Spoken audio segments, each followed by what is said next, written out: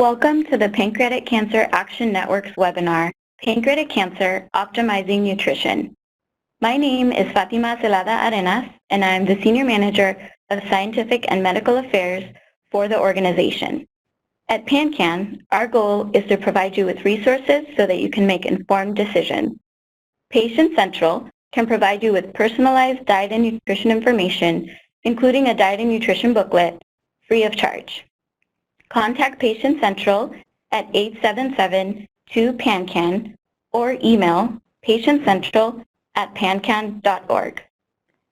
I would also like to take this opportunity to thank our webinar sponsors, Ipsen and Sylvester Comprehensive Cancer Network, and to thank our scientific and medical affairs industry members, AbbVie, AngioDynamics, AstraZeneca, Ipsen, Janssen Oncology, Pfizer, Raphael Pharmaceuticals, TriSalus, and Time. Today's presentation is scheduled for 60 minutes, followed by time for questions. The questions that are relevant to today's topic and more general in nature will be prioritized. A recording of this presentation and the slides will be available under the Educational Events page at pancan.org. Now I would like to introduce our presenters. Maria Petzel is a senior clinical dietitian at the University of Texas MD Anderson Cancer Center in Houston, Texas. She holds specialty certification in both oncology nutrition and nutrition support. She is an emeritus member of the Scientific and Medical Advisory Board for PanCAN. Jeannine Mills is an outpatient clinical dietitian at the Norris Cancer Center at Dartmouth-Hitchcock Medical Center in Lebanon, New Hampshire.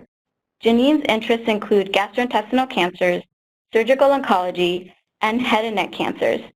She's a member of the Scientific and Medical Advisory Board for PanCAN. Both presenters are contributors to the organization's Diet and Nutrition booklet and Friday Fix blogs. Maria, I will now turn the presentation over to you. Thank you.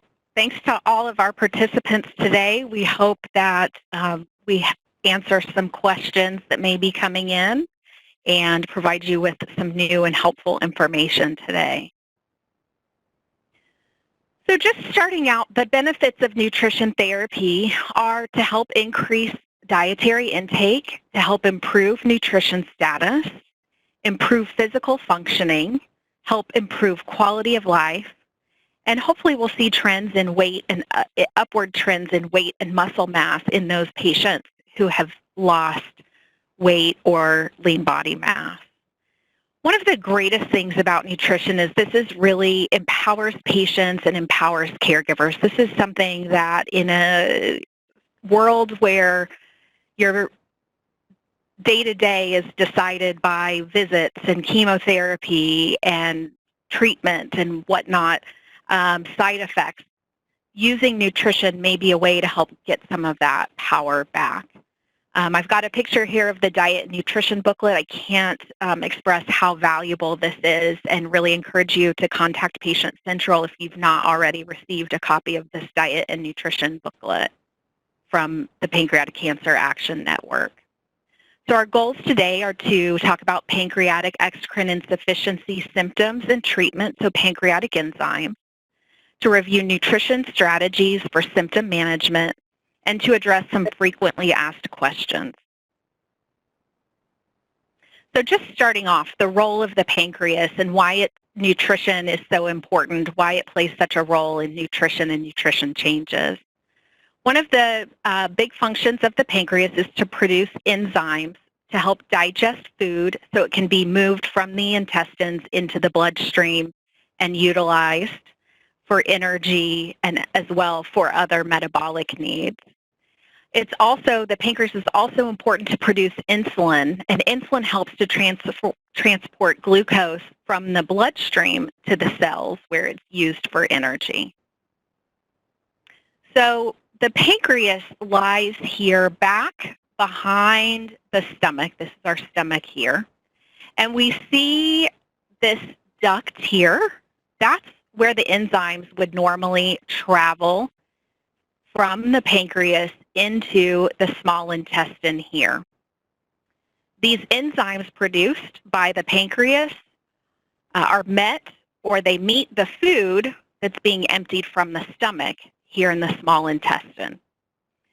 So if we have a blockage of the pancreatic duct, or if we have loss of pancreatic tissue, we can have a reduction in pancreatic enzyme production or a reduction in the amount of enzymes that reach the food.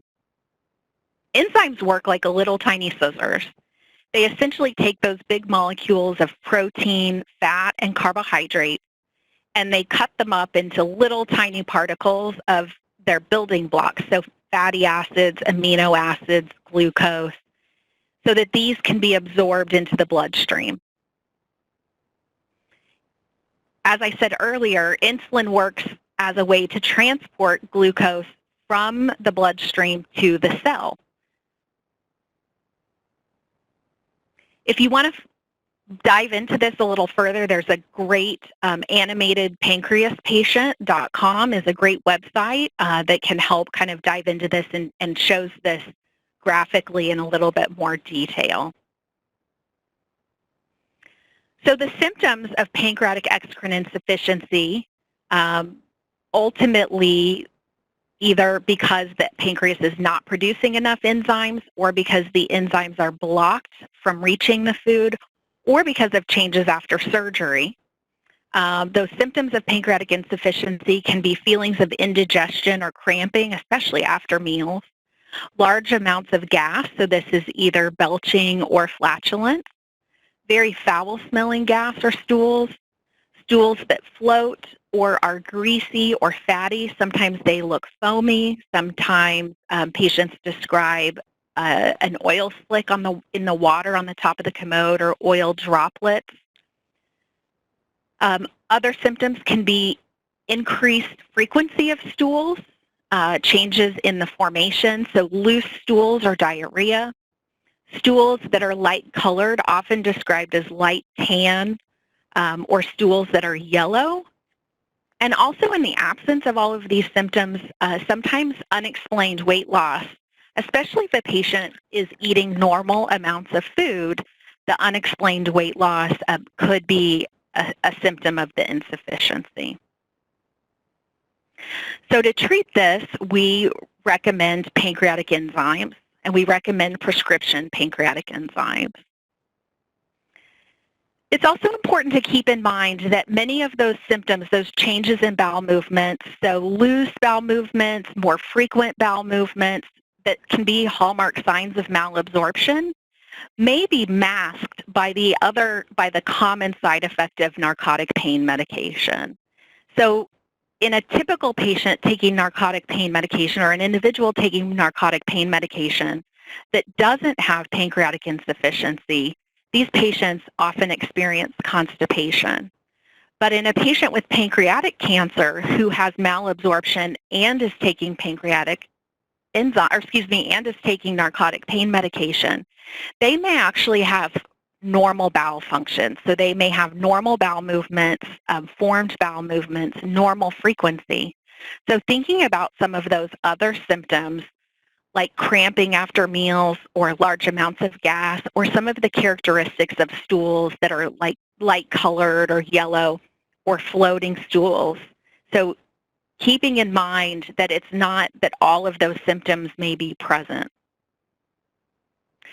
So if we suspect pancreatic exocrine insufficiency, then our recommendation is to start pancreatic enzymes. And pancreatic enzymes are best taken at the beginning of the meal and then spread throughout the meal or the snack. Sometimes with patients that are not getting good management of their symptoms, we may troubleshoot and do some adjustments in timing, maybe taking more capsules at the beginning of the meal, or occasionally taking capsules a few minutes before the meal, but most often patients find the best management of symptoms by taking their first capsule at the beginning of the meal and then additional capsules throughout the meal or the snack. We recommend that if patients are taking antacids, things like Tums or Rolaids, or if they're taking iron supplements, that they don't take these at the same time that they take their pancreatic enzymes. This is not because there is a dangerous interaction between these, but the antacids or the iron may decrease some of the effectiveness of the enzymes. So essentially, it would take some additional enzymes to have the same effect. And in many patients, if you've been prescribed an acid-reducing medication, this is something like Nexium, Prilosec, Petzel, or Zantac. If you've been prescribed that by your doctor, we recommend continuing with that prescription as long as you're on enzymes, if not indefinitely, because this can help the enzymes work better. Now, if enzymes are forgotten and taken all at the end of the meal, they're generally not going to work as well. And certainly if it's been several minutes or even hours since somebody has eaten a meal when they realize that they forgot to take their enzymes, there's no benefit to taking that dose at that point. So we recommend just being sure to get your enzymes with your next meal or snack and not doubling up or taking extra doses. So what's the right enzyme and how much should somebody be taking? Well, this really varies. So everybody's different. The amount of enzyme that somebody needs is going to depend to some degree on your treatment history. If somebody has had surgery, either surgery on the pancreas or other GI surgeries. And also depends on the amount of fat in the meal or in the diet. So in pancreatic cancer patients, there's a wide range of dosing that's reported. On the slide here, we have the dosing of 20 to 40,000 lipase units per meal. Some literature even describes up to 75,000 lipase units per meal. And with snacks, generally half of that. So 10,000 to 50,000 lipase units per snack is reported. So these lipase units, what does that mean? Each prescription, each brand has a number after it, and that's the dosage of lipase units. That's essentially the amount of enzyme in the capsule that can help break down fat. We dose based on lipase units because this is where the pancreas is ultimately responsible. We have other parts of the body that can help with digesting carbohydrate and protein. But we really don't have a good, our body doesn't compensate well when the pancreas isn't making enough enzymes. There's not another way to compensate for that. So it's really based on the lipase units or the ability to break down fat.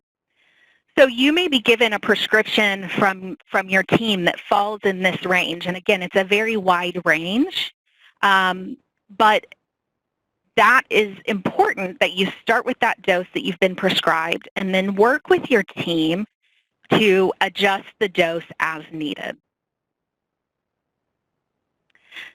We recommend that you slowly increase your dose until the symptoms of insufficiency are minimized or eliminated. I recommend to my patients adjusting about every 3 days and continuing to communicate with your team. It's also important that you communicate with the team to make sure that you have a prescription for the number of capsules that you actually need so that your prescription will last for a full month and your insurance doesn't bark at you, or the pharmacy doesn't say, we can't fill this prescription, it's too soon. So continuing to communicate with your team. Ultimately, there is a maximum dose, so most patients don't need the maximum dose. Some do, but I would say the majority of patients don't actually reach that maximum dose, which is 10,000 lipase units per kilogram of body weight. So what does that actually mean? For a 130-pound woman, their maximum would be something along the lines of 48 capsules of Creon 12,000 or 24 capsules of Creon 24,000. Zenpep is another brand, 60 capsules of Zenpep 10,000 or 30 capsules of Zenpep 20,000. So ultimately, if somebody's given a prescription for say 1 to 3 capsules with meals and snacks. If you start out and you're only taking 10 capsules a day, the likelihood is that you probably are very far from that maximum dose. So really working with your team to learn what that maximum dose is and if you're anywhere close to that. Everybody is different, and so we recommend whatever brand you start with to stick with that brand when you find the brand and the ultimate dose that is best for you. Some people do better with one brand versus another, or may have different effects if they were to change from one brand to another. So really finding the brand that works and sticking with it. Occasionally, one of our troubleshooting tips is maybe trying a different brand. So each of these brands of enzymes, they had the little microspheres that are inside the capsule are different sizes, perhaps the coating on the enteric coating, or perhaps ingredients in the capsule are slightly different. Though most patients do fine with the brand that they're initially prescribed, occasionally we do try different brands as a way to troubleshoot for those patients that aren't getting good management of their insufficiency symptoms.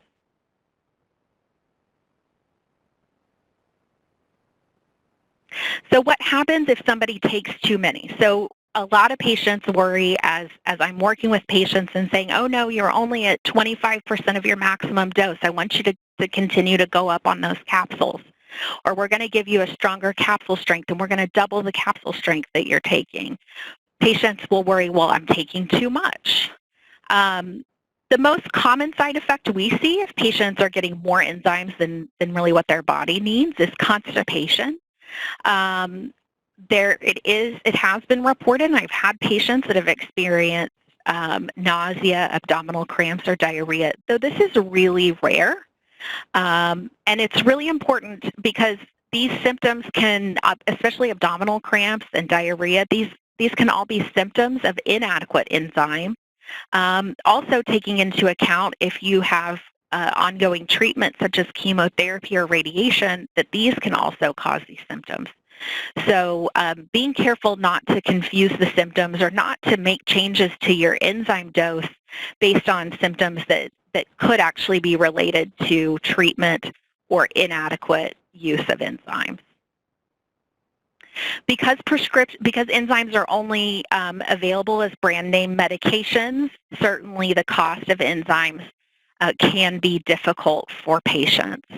So there are some resources here. Needymeds.org can help guide you towards resources for patient assistance directly from the company. Also, Partnership for Prescription Assistance. GoodRx can help find different costs at your local pharmacies. And for patients who are on a very limited fixed income, you may qualify for Social Security Extra Help, and you can find this information through the Social Security website.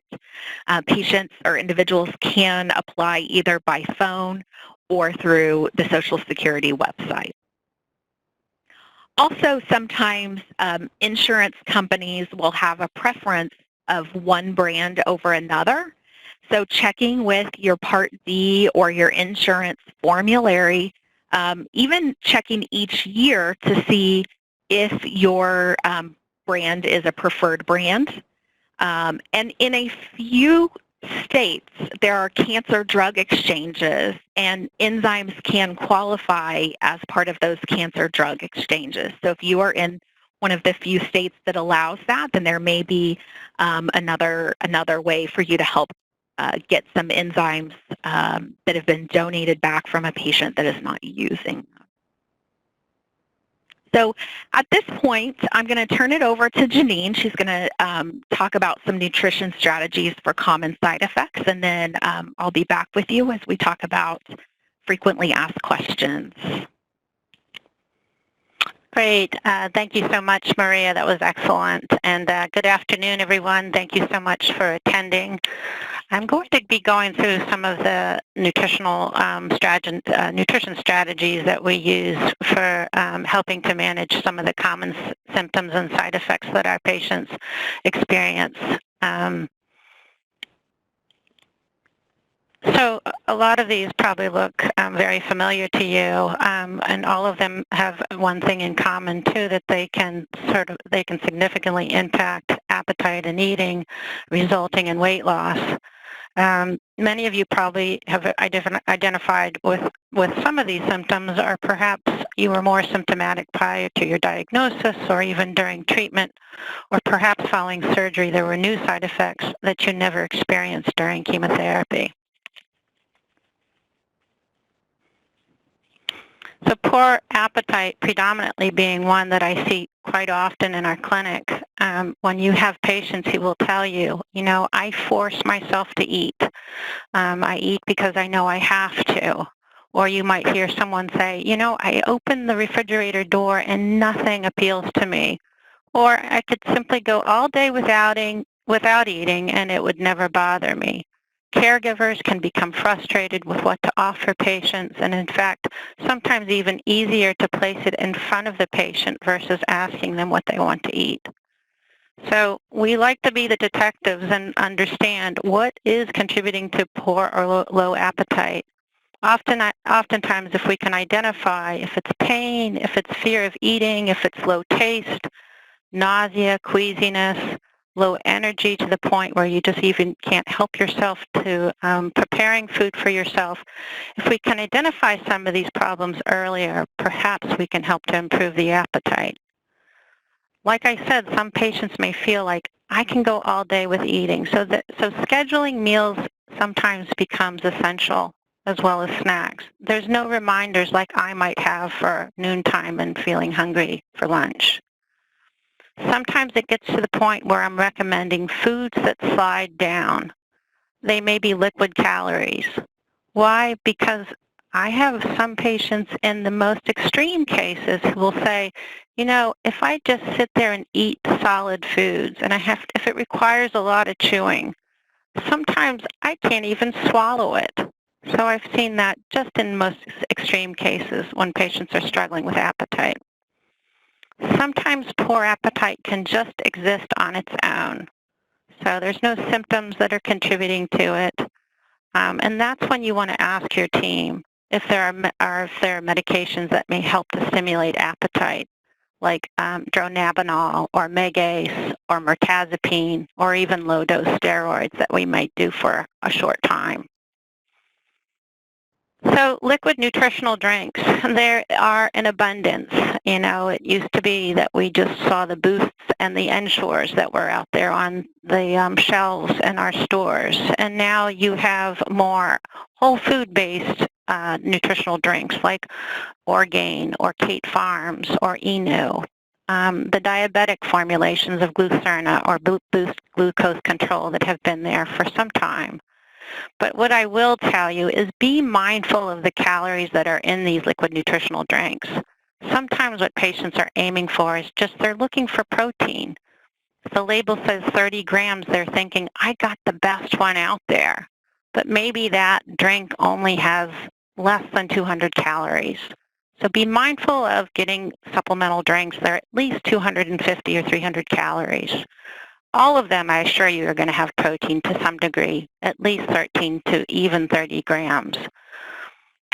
With homemade smoothies, we get a lot of requests for recipes for smoothies. I always tell patients start simple. Sometimes the taste and certainly the texture can be such that patients are just really not interested in them. There can be a burnout too, so if you maybe reserve those liquid calorie shakes or smoothies just for the days when the appetite's lowest. And also protein powders, they are also in abundance. There are unflavored protein powders, there are flavored protein powders. Be careful how much you add to a smoothie. If it says add a scoop, I'd say be careful because it may change the taste and the texture, so maybe even trying a quarter serving or a half might be better tolerated. Early fullness, feeling full quickly. When I meet patients for the first time, this is often the complaint. Caregivers are shaking their head. Yes, he's only consuming maybe a quarter or a half of norm. Maybe you can only eat a half a sandwich or less at a time. can present at diagnosis or during treatment. So oftentimes we're telling you to eat every couple of hours if you can, and it's almost looking at not meals, but snacks or even appetizers. So it may be patients will describe to me, yeah, I eat my first breakfast, it's an egg. 2 hours later, I may eat half an English muffin. Then I do lunch, and then I do a second lunch. You may sense more fullness with consuming meals that may be higher fat or fried, rich, creamy. Fat tends to empty a little bit more slowly, so you might be just a little bit more cautious if you're sensing that early satiety. Foods that are higher in fiber lend to more gas. That, of course, can also contribute to that feeling of fullness.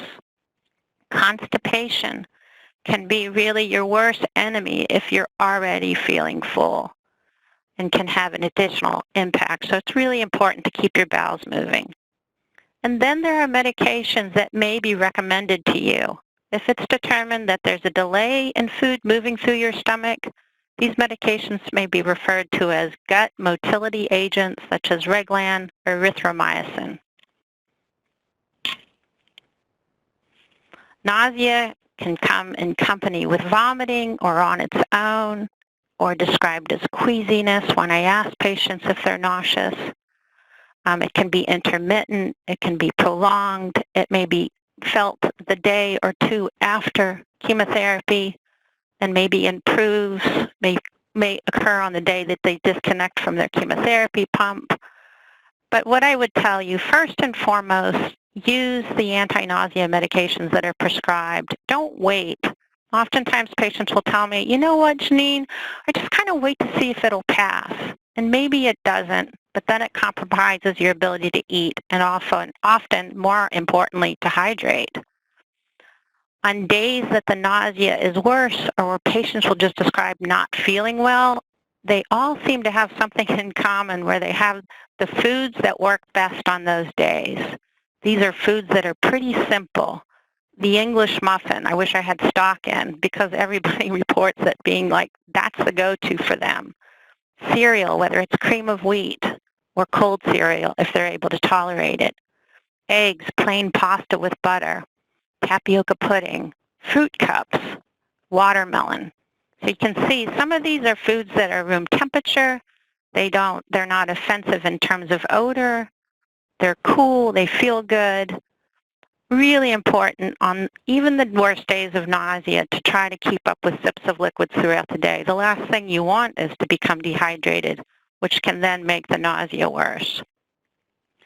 Caregivers being mindful to eliminate offending odors. You certainly don't want the crock pot going in the kitchen all day. Many, many patients will describe their sensitivity to smell being much more acute than normal. Taste changes, I feel like it's underrated. It can have a significant impact on a person's ability to make food choices. Foods don't taste like they should or as expected. I've had patients describe taste as likened to a mouthful of dirty coins.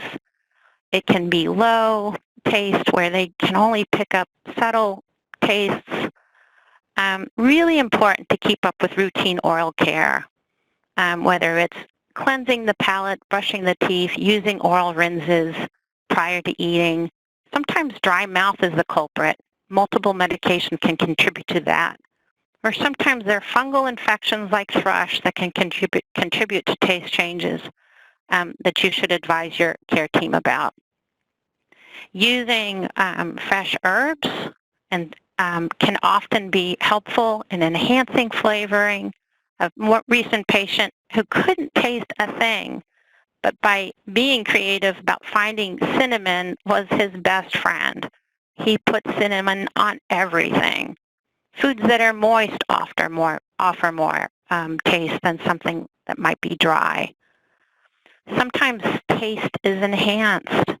So even just foods that shouldn't ordinarily taste salty do taste salty, like egg salad. Or foods taste too sweet.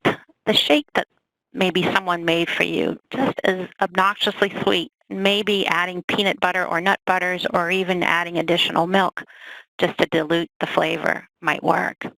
Don't give up on a single food. Don't add that food to the list of the foods you'll never go back to because of taste. Because day to day, those taste for foods can change. And of course, when you're changing to different treatments, different chemotherapy regimens, you'll find that taste may be relieved by switching to a different treatment. So now we'll go into talking a lot about bowels and bowel issues. And so forgive me if I get to be a bit personal, though I feel that it's an honor when patients will share with me the daily activity of their bowel movements. With diarrhea, really work hard to help manage this because it can certainly have an impact on eating, patients being fearful of eating, can be difficult to control at times, lend to dehydration, electrolyte imbalances. So we really work closely with our team to identify the cause, whether it's related to treatment, lactose intolerance, which I'll talk a little bit more about. Bacterial overgrowth might be a consideration, especially after hospitalization or antibiotic therapy or even surgery. Pancreatic insufficiency, again, contributing to diarrhea. Maria went so nicely into describing all of that. And something maybe some of you haven't heard about, which is described as dumping syndrome, which we most often see after surgery. So the therapy for diarrhea, regardless, pretty much is the same for many of those issues, but I'll go into more of the recommendations. But in particular, for managing diarrhea, it may be that we ask patients to decrease the foods that are high in lactose. And of course, lactose is a milk sugar naturally found in dairy, maybe some intolerance to dairy, and I'll talk a little bit more about that.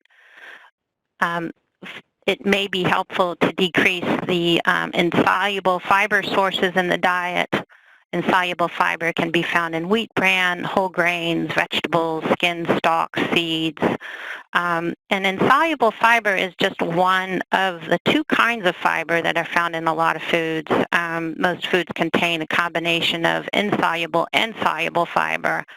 But insoluble fiber, of course, adds to helping food to pass more quickly through the stomach and intestines. So, of course, those are foods that you don't want to include too often if diarrhea is an issue.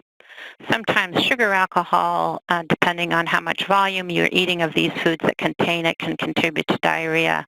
Foods that can help, obviously, are soluble forms of fiber. That would be oatmeal, oat bran, barley, some fruits and vegetables like banana, asparagus tips.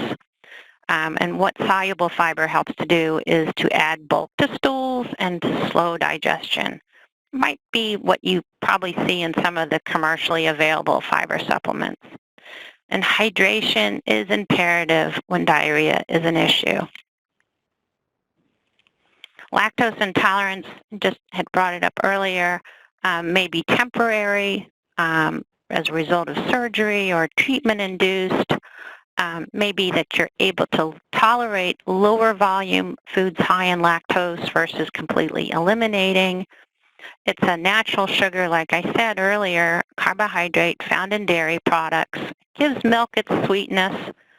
Lactase, which is the enzyme that breaks down lactose, is located in the small bowel, not associated with pancreatic enzymes. So just want to point that out to you.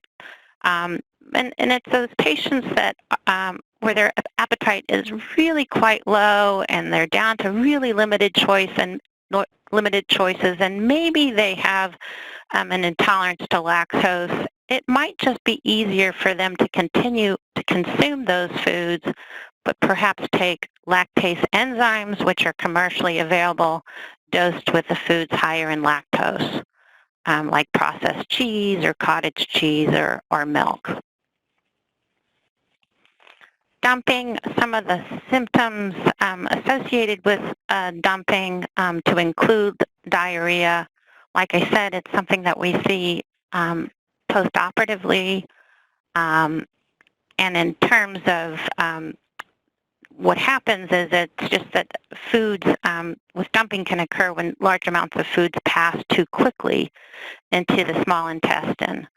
It can cause symptoms like abdominal pain, cramping, nausea, diarrhea. So we look to the diet to help relieve a lot of those symptoms by eating small, frequent meals, even lying down soon after eating. Foods that are very hot or even very cold can trigger symptoms, so we're mindful of that.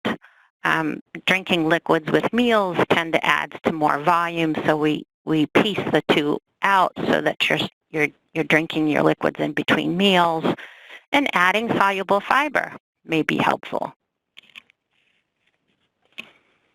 Constipation, like I had said some slides previously, really worry about constipation in our patients with pancreatic cancer because they already sense that fullness in early satiety, and if you compound that with constipation, it can be really difficult for them. I have patients who often will say, geez, Jeannine, I'm not eating a lot. Why should I even be moving my bowels? I'm not really worried about it. But in fact, even if you weren't eating, you should still be moving your bowels. Aside from decreased food and fluid intake, constipation can be a result of decreased activity, medications like Maria had discussed earlier with narcotics, chemotherapy, anti-nausea medications can contribute to constipation. I would just say that in terms of including high-fiber foods, I'd probably be a little bit more cautious about doing that as a way to treat constipation, especially in someone who is on narcotics for pain relief.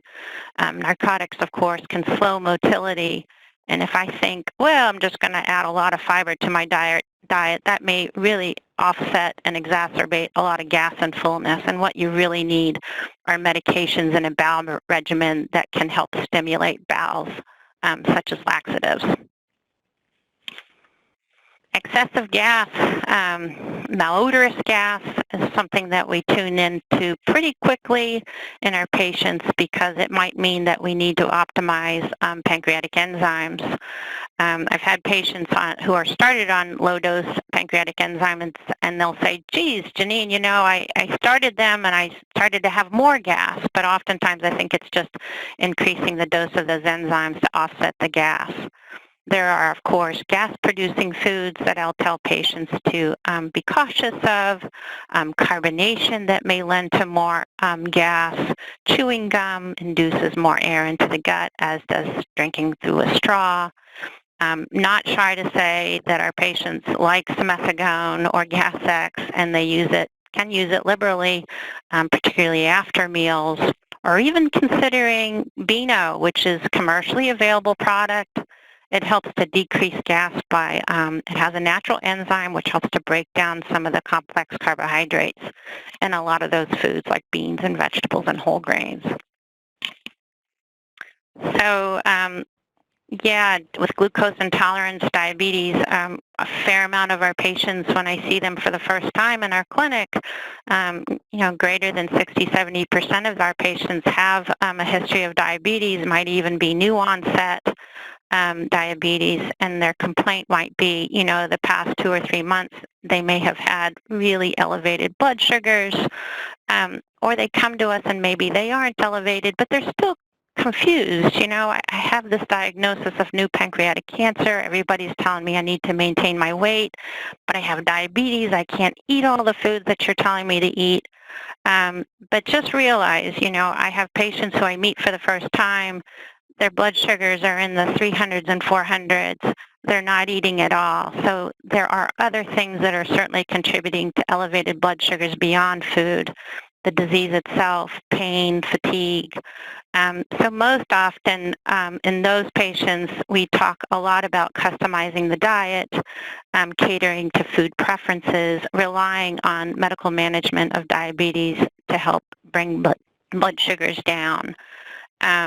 sometimes if our patients are in a good place where there may be past surgery or treatment and they're eating well, there are no concerns about maintaining weight. There might be a discussion about controlling their carbohydrate intake and being mindful of adding higher fiber foods that can offset and slow the absorption of carbohydrates. And so for those patients that are truly worried about with weight loss too, I hear them, they're worried about even eating complex carbohydrates like rice, pasta, cereal, breads, and those are the kinds of foods that you need the calories from. And again, I will be talking to patients about liberalizing intake in an effort to maintain weight. All right, so I'll turn it over to Maria to start some of our frequently asked questions. All right. Thanks, Jeannine. So we put our heads together about some frequently asked questions, and these are in no particular order. But let me get started here. So one of the questions we get is it okay for me to exercise? Or in patients who have lost weight, questions about how to exercise and not contribute to additional weight loss. The quick answer, the simple answer is in all circumstances, it is okay to exercise. Emphatically, yes, please exercise. Studies have shown that exercise can help maintain mobility, reduce risk of falls. It can help prevent loss or help with building or rebuilding lean body mass or muscle mass. It can help with blood sugar control. It's been shown to reduce depression and anxiety. And this is all in patients with cancer. It can help with fighting fatigue, and it can help improve quality of life. So absolutely, yes, we encourage exercise. If you are starting a new exercise program, if you have low platelets, if you have a history of falls, it's especially important to make sure to check with your healthcare provider before you start a new exercise regimen. And remember that everybody is in a different place. So our overall recommendation is to complete 150 minutes of moderate intensity exercise per week. This may not be realistic for somebody who has just undergone a treatment of FOLFIRINOX, or this may not be realistic for somebody a week after surgery. This might not be realistic for somebody who was just recently diagnosed and has been debilitated from jaundice and biliary blockage. So it may not be realistic to start with moderate intensity activity, but it really is important to do what you can, and doing something is much better for you than not doing anything. So if you are able to participate in moderate intensity exercise, what that means is essentially as you're doing the exercise, your breathing does quicken, but you should not be out of breath. You should be able to carry on a conversation, but not sing a song without being out of breath. Oftentimes, someone would break into a light sweat after 10 minutes of moderate intensity exercise. Some examples are things like a brisk walk, heavy cleaning like vacuuming, mopping, washing windows, mowing the lawn with a push mower, not a riding lawnmower, bicycling with light effort, tennis doubles. These would all be examples of moderate intensity exercise. And again, if you're starting from really minimal exercise, your brisk walk will be slower, and these signs of moderate intensity are going to be will happen at a slower pace. And as you gain strength, as you gain endurance, then that walk has to speed up in order to get you to that moderate intensity. So this is a very fluid circumstance. If you are able to do strength training, and maybe for some people that are finding it hard to get up and do moderate intensity, they can still do some strength training, trying to work all muscle groups a total of 2 times a week, having a day in between. This can be using some light hand weights, even a bag of dried beans, a soup can, or in the photo here, using some exercise bands or resistance bands. So definitely we recommend exercise for all patients in some form or another.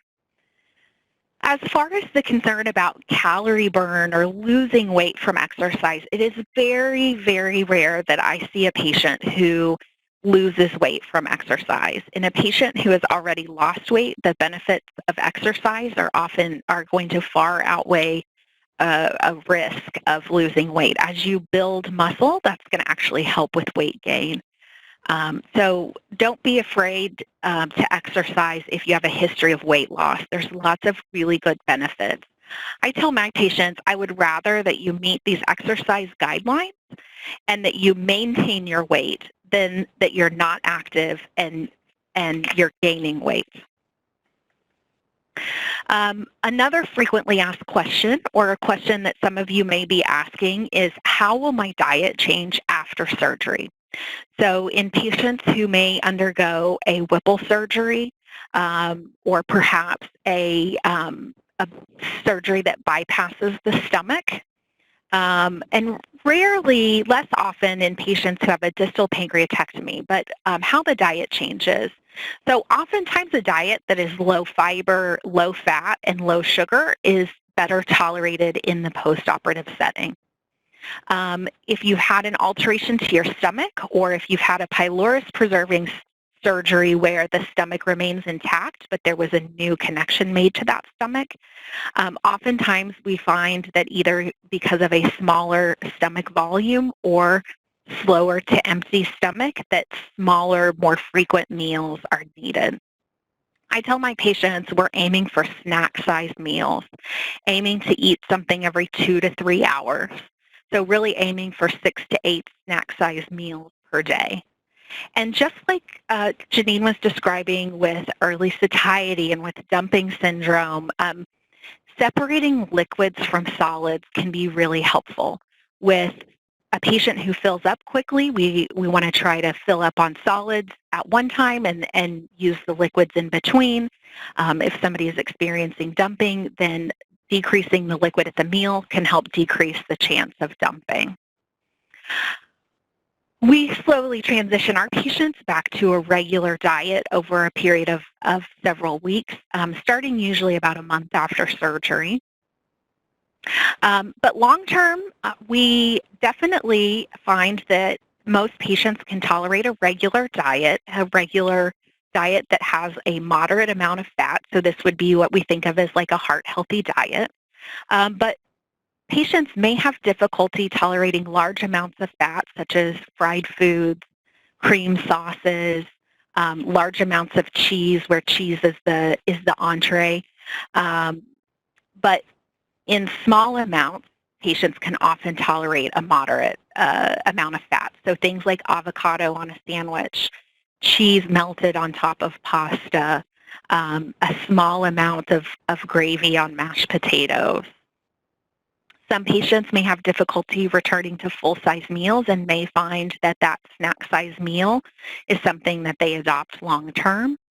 And sometimes patients have difficulty with higher fiber foods.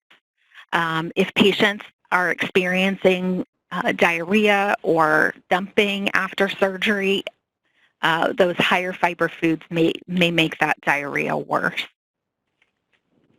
So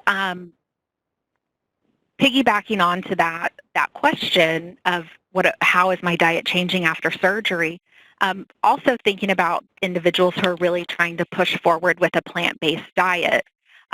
So how do I stay on a plant-based diet if I have an altered GI tract? So if I'm having frequent stools because of chemotherapy or frequent stools after surgery, how can I continue to maintain that plant-based diet? So it may be that peeling or cooking vegetables and fruits is a way that you can continue to tolerate and better tolerate those plant foods in your diet. Sometimes if patients have difficulty tolerating raw fruits and vegetables, doing some juicing may be an alternate way to get some benefits. We recommend starting with small amounts such as a quarter cup or a half of a cup per day for a week and increasing from there. It's really important to remember that a half cup of juice is equal to one fruit or vegetable serving. And we encourage, if somebody is juicing, that they use more vegetables than fruit. And we just want to be careful in somebody who can tolerate regular plants and can tolerate regular amounts of fiber. We would much rather use the whole fruit or the whole vegetable in the diet than doing juicing, because unfortunately juicing does remove some of those good aspects of the plant. The removing the pulp, removing the fiber can decrease some of those benefits. So we really want to reserve juicing as a way for somebody who has difficulty tolerating those high fiber foods. Sometimes whole grains like oats or barley may be better tolerated than things like whole wheat or brown rice because the oats and the barley have more soluble fiber. So those can be some alternate whole grains to use. Using smooth or creamy nut butters as an alternative for nuts. And then in individuals who have difficulty tolerating fats or tolerating large amounts of fat, really trying to spread those healthy fats out through the day. So 1 or 2 teaspoons of olive oil at a meal or at a snack versus a couple tablespoons. Using a small amount of avocado or a few olives. I recommend for all of our patients to include fish in the diet, including essentially high-fat fish, cold water, high-fat fish in the diet a couple times a week. And to help compensate for tolerances of fats, maybe taking in extra enzymes to help with digesting those additional fats in the diet.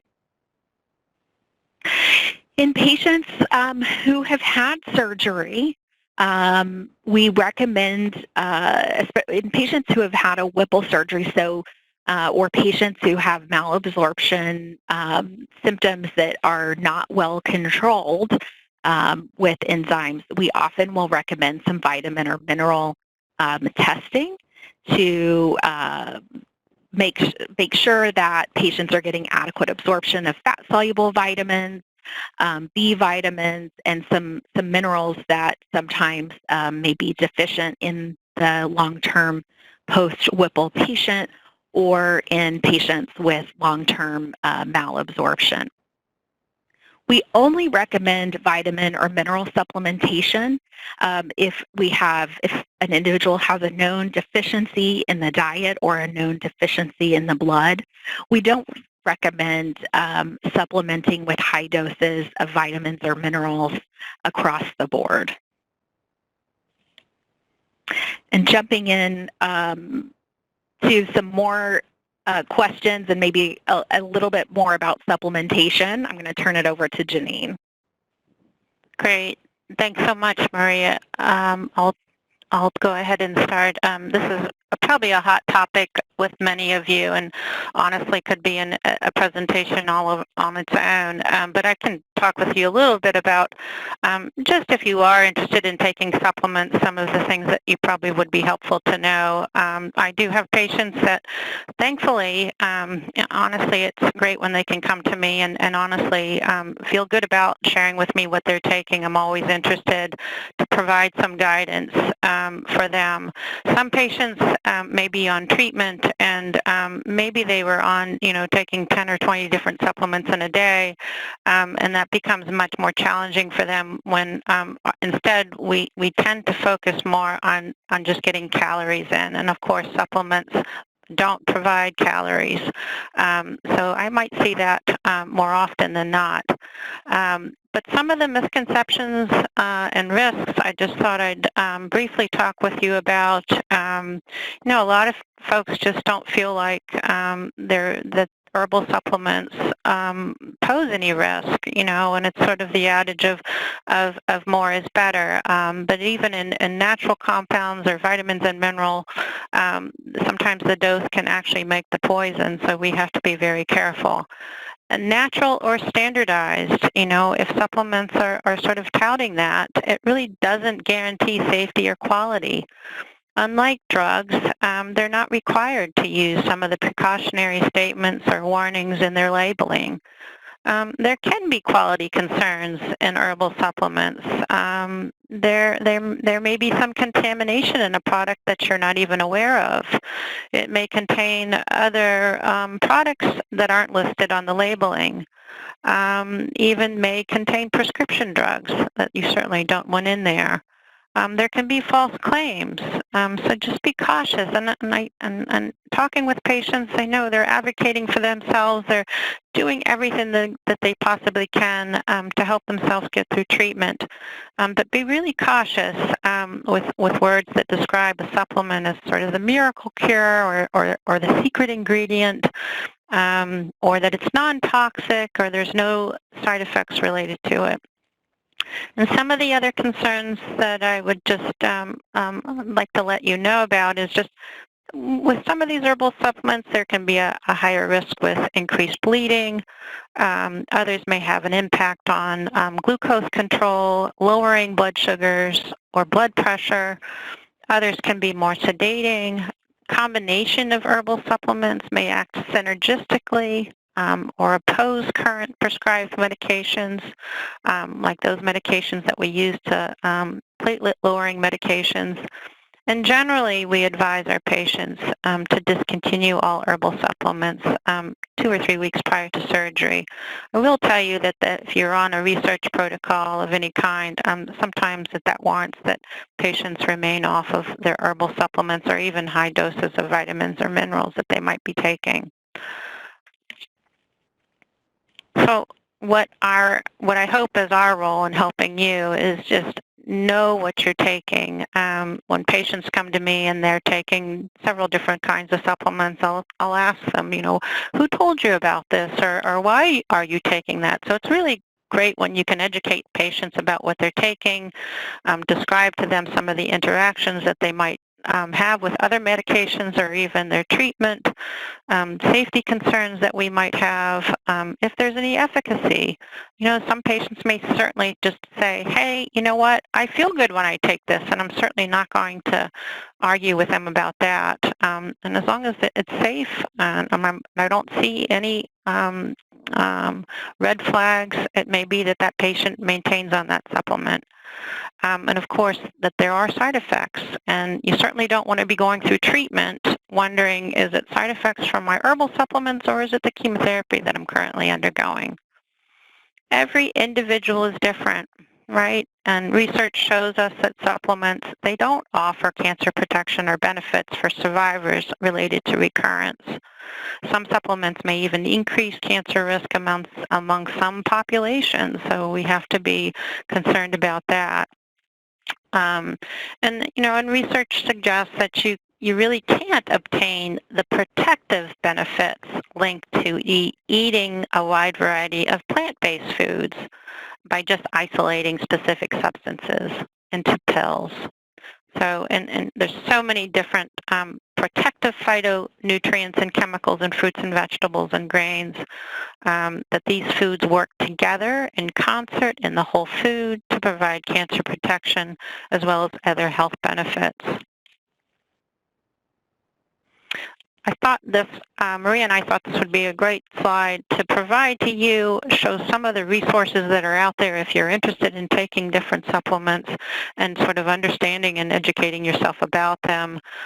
If you're not able to go back to your team, but like Memorial Sloan Kettering, it's a wonderful website, their integrative medicine site that where you can pull up that site and enter a supplement that you might be interested in, and it can talk about safety and efficacy.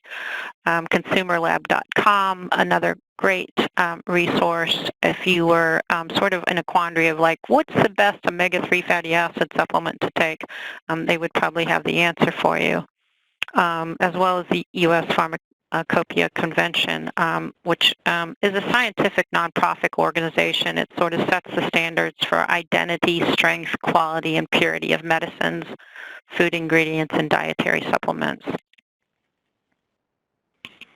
another, I know I'm sort of running out of time here, but I do want to get to this one because it comes so frequently.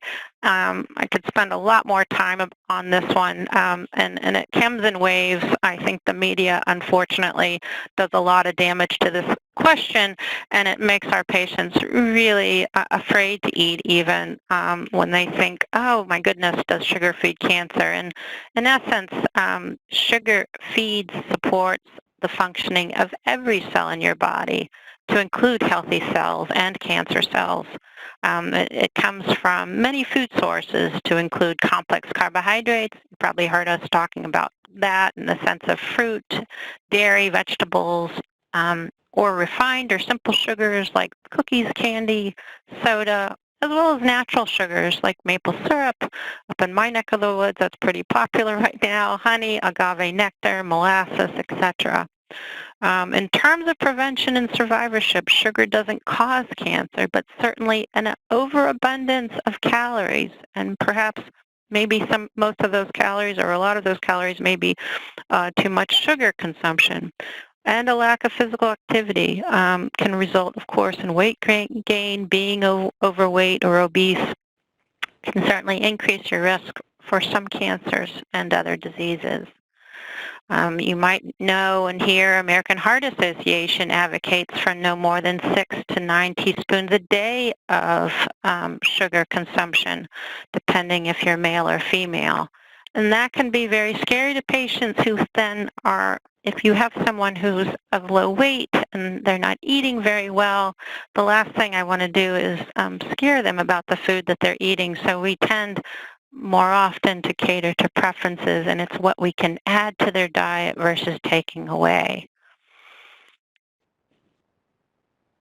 The last slide here, one of the last slides, is just some resources for finding a dietitian. I know that not all cancer centers have dietitians available, so we thought we'd put up a few ways to try to locate a dietitian. And at that, I think we're ready to answer some questions.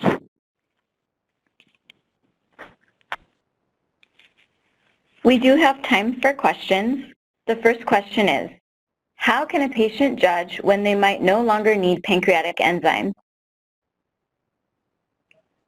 I can take this one. This is a question we get commonly. So ultimately, we're learning more and more about enzymes, and probably historically patients have been undertreated with underdosed or undertreated with pancreatic enzymes. So the current recommendation of the International Pancreatic Surgery Group, and there's an Australian group, based on the information we have, is that patients who undergo Whipple surgery are recommended to be prescribed pancreatic enzymes for at least 6 months after surgery, even if they don't have symptoms of malabsorption. And ultimately, this recommendation is, I would say, fairly new, so I would not be surprised if this is not something that all surgeons are doing at this point. And a lot of it is really a practice-based recommendation. So if you were not automatically prescribed enzymes following pancreas surgery, it doesn't mean that something is wrong. But in patients who have had surgery, there are different factors that can influence if somebody needs enzymes long-term or not. Ultimately, the condition of the pancreas before surgery. It's our experience at my institution, when we give radiation therapy before surgery, that combination of radiation therapy causing some scar tissue on the pancreas, and then the rerouting of the plumbing, I like to say, so where the pancreas connects in, the remnant pancreas connects into the intestine versus where the food and where the intestine connects into the stomach, that can cause, those are in a different order, and that can cause something called asynchrony. So it's our experience, if somebody had radiation therapy before a Whipple surgery, that virtually renders them with not enough pancreas and too much asynchrony to be able to produce or get enough enzymes to the food when it needs to. So almost every patient who had radiation and then surgery has required enzymes long-term. For those patients that didn't have preoperative radiation or those patients who have distal pancreatectomy, the literature would suggest that probably it's about a 50-50 chance with a Whipple patient who's had a Whipple that they would need those enzymes long-term, and lower and even less of a chance for somebody that's had a distal pancreatectomy that they would need enzymes long-term. So how we figure that out? So there's kind of two ways. One is we may find that a patient is not taking any constipating medications, they're adequately hydrated, they're following a regular diet, and they're still dealing with constipation. And under those circumstances, we may start to have them back off enzymes and see how they are. Do they display any of those pancreatic exocrine insufficiency symptoms? In other circumstances, sometimes patients will go out to eat and forget to take enzymes and realize, gosh, I forgot to take my enzymes with that meal and I felt perfectly fine afterwards. I wonder if maybe I don't need enzymes. So we really encourage you to work with your healthcare team.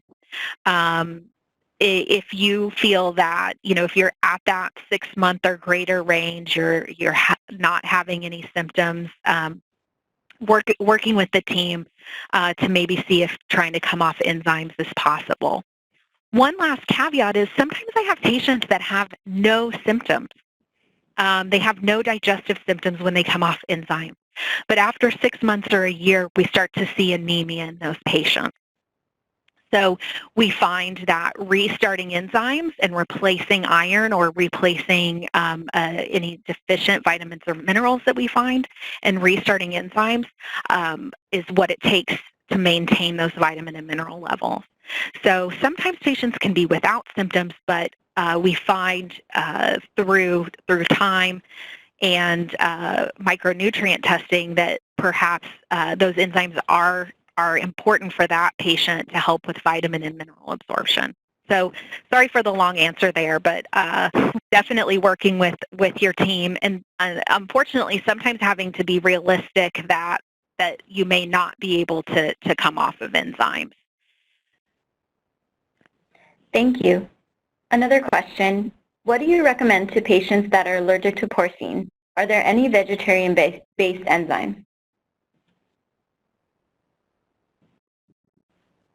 So currently, as far as prescription enzymes, the only enzymes that are available in the U.S. market are porcine-based or pig-based enzymes. If you have an allergy to pork, then we have, though we don't recommend it across the board, there are a couple over-the-counter supplements that are not porcine-based.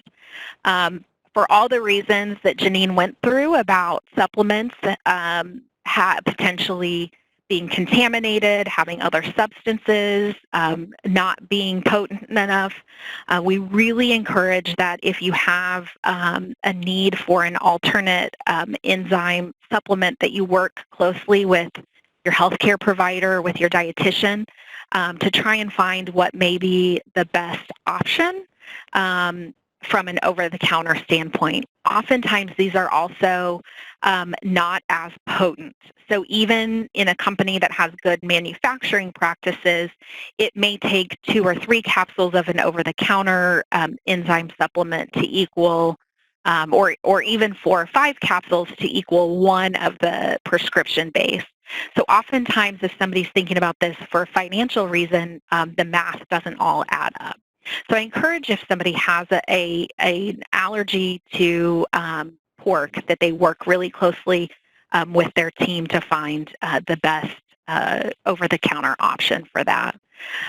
Also, typically we find that if somebody's able to maintain weight and limit the fat content of their diet, the amount of enzyme that they need is often less than if they're following a high-fat diet. We don't recommend limiting fat content in order to use less enzymes if a patient is struggling to maintain a healthy weight. but under some circumstances, there may be some adjustment to diet that could be helpful. Thank you. We have time for one more question. What about using THC or CBD for nausea control and weight gain?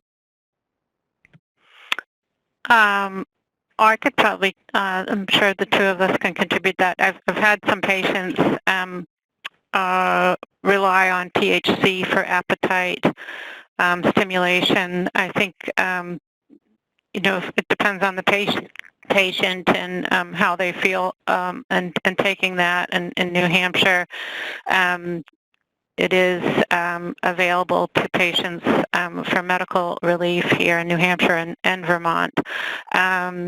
Sometimes it takes the time to actually get the card in the mail. It might be taking a couple of weeks or so. But yeah, I've had other patients use CBD oil for pain relief. It really depends on the patient and how they're dosing it. Some of these dispensaries in our states, you know, use a very thoughtful approach when they're advising patients on taking it, and providing those directions based on what patients are looking to use it for.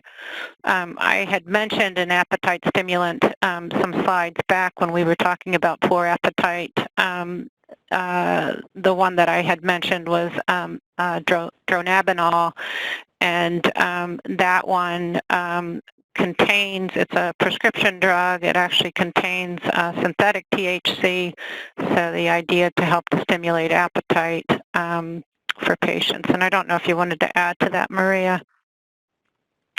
No, I think, Jeannine, you covered it. Ultimately, I'm from a state where we don't have medical cannabis, so I don't have a lot of background in being able to provide additional information, but certainly talking with your healthcare provider if you are in a state where that's accessible, and